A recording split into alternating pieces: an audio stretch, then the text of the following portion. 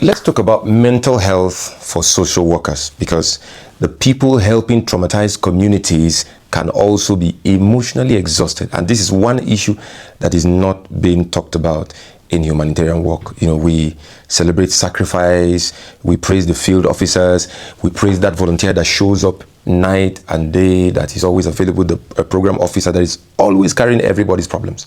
But then one day they are completely overwhelmed. Listen, you cannot keep pouring from an empty cup and call it commitment, because humanitarian workers may regularly encounter displacement, loss, crisis, poverty, and other forms of human suffering. And hearing difficult stories every day, people suffering and seeing people being raped and all that, it can cause trauma and can affect the people doing humanitarian service. Now, so what should your NGO put in place?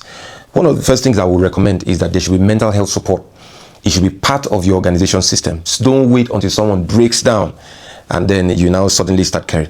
The second thing is, create regular staff check-ins, please. Build supportive supervision and make it safe for people to say, I'm tired, I'm struggling.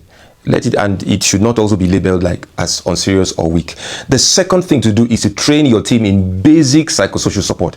Your volunteers do not necessarily need to be psychologists overnight, but they should understand how to listen appropriately and recognize when someone may need specialized support and know where to refer them to. Please, good intentions are not a replacement for professional competence. Number 3, please manage workload, because if one staff member is constantly working in highly stressful environment, overloaded with work, without adequate rest, rotation, and then support, that is not resilience. Trust me, it is poor organizational management.